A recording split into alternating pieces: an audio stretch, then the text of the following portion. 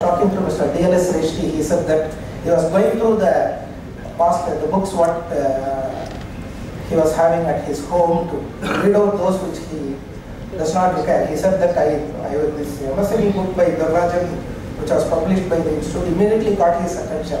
And he went through that it was one of the excellent books, what he has said. And he said that he is preserving it as one of the valuable publications of the Institute.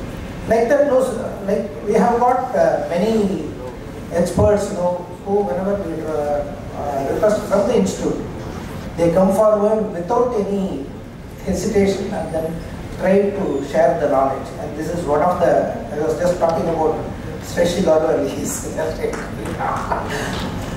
I was talking about the book what he said yesterday. He is the author of the Mr. Durrajan. So this way, I will not, of course, since I know both the speakers today and even, I have been able to give a different point of view of a different facet of what they have been doing. And today we will have more opportunity to discuss the nuances with them. I will restrict my opening remarks with this and then allow the speakers more time for them to give their points of view. Thank you.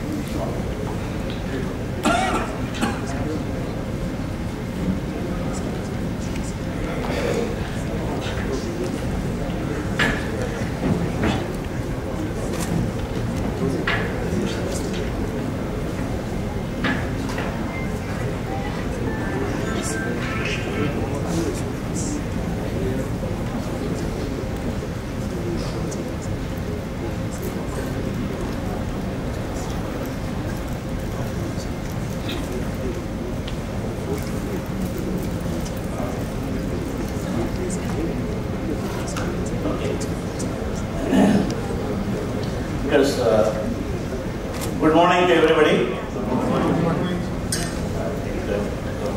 You have 1 more hour for coffee, so I can see the energy level now.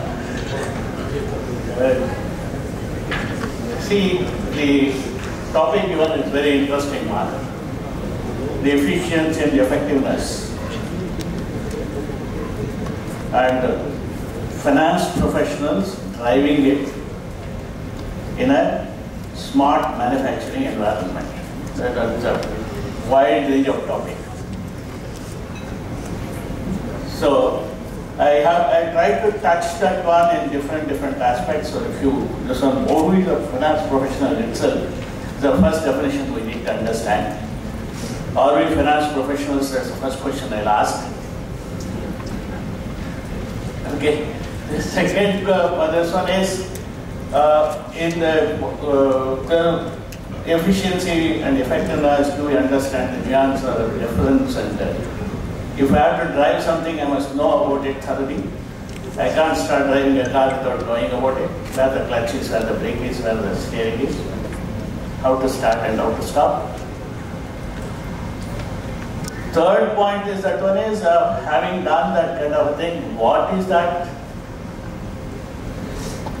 The points why we need to drive it, why it doesn't go on its own.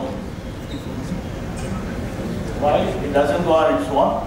So hence some slides which will be coming up with the why it is not going on its own, we have to drive it. And then I would love to get into a realm of what is smart manufacturing that we are being talking about. Is there something out of the world? Then, in that environment, what we finance professionals are still not very comfortable with the term for me, because I never did the finance in my life. So I'm a cost management professional. I would love to be like that. And as a cost management professional, I look at it from that perspective. And then the question is, can we do something about it? So this is the broad spectrum. Very quickly I'll rush through. And I would love to give you certain insights about the smart manufacturing, the elements involved in it. Quickly, some broad definitions so that we are all understanding where we are. Okay? That's for moving the slides.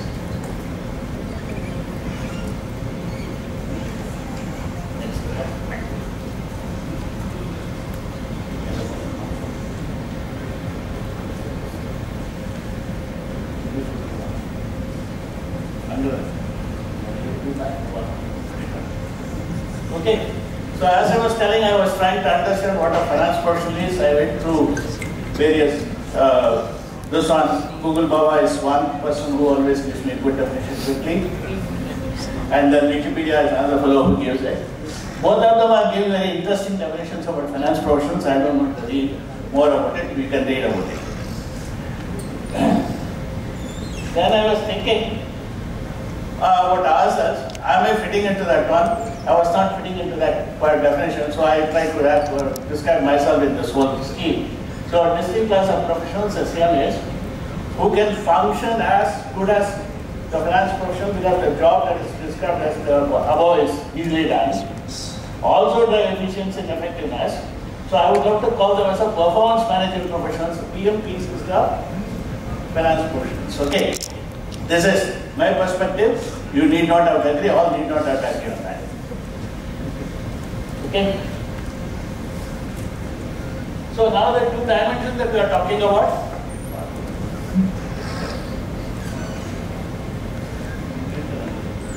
Efficiency and effectiveness is driven in financial management by FMPs dealing with that. Somebody can help me.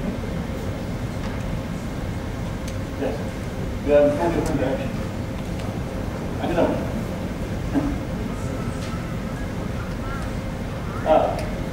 So the performance that fine.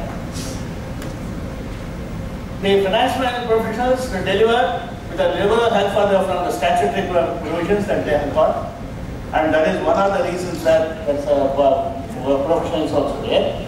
The performance management professionals, that is PMPs, as we are trying to define myself, is dealing with the deployment utilization of resources, get the optimum returns by ensuring efficient designing and implementation of projects and process. Fundamentally, efficiency is built in. Effectiveness is by performance. So I am trying to look at it. If I don't build in an efficient system, bringing effectiveness in that one is going to be difficult. Next. Performing the control function effectively, thereby enabling effective execution of processes and activities. So it is in the execution that effectiveness is required. Next. Using their skill, knowledge in IT, cost and process management, and their sheer ability to deliver results to the organization and society without the need of any statutory help. That is what we are looking at it. The performance management professionals don't need any statutory support. Next, please. So let me get into some quick basics. Efficiency is a measure of ability. Next, please. In more general, the ability to do things well, successfully, without waste. So that is what is the efficiency is talking about. But effectiveness is next, please. The capability of producing a desired result or ability to produce the desired output. When something is deemed effective, it means it has an intended or expected outcome. That is, am I delivering the purpose for which I am working for? If I am not delivering the purpose, how efficiently, how cost effectively I have done the job, but if I am not deliver the purpose, I am not effective. The effectiveness is measured with terms of purpose and achieving that purpose. Okay, please. As the eminent speaker in the morning, shown Shivaji Ganesan, is the effective actor performer. So these things are comparison purposes. Just you can skip, please. Some nitpicking, but it can be right. The next. Now, driving E&D, that is effectiveness and efficiency. If I have to do efficiency, should be built into that. process at the design stage. If I don't do it at that stage, I'll be having a pain all through the life. Next. Efficient implementation of the designed process. I have designed, but still at the point of implementation, if I make a mess, I'm not going to get the effectiveness later. So efficiency has to be in both designing and implementation. The effectiveness is, next please, in execution of the processes at the operational stage. So if I want to drive, I must know my road. On which road I must drive, what's the vehicle I have, I must understand the capability of that vehicle. If I don't do that, I'm not going to drive. So that's what I'm trying to define the road.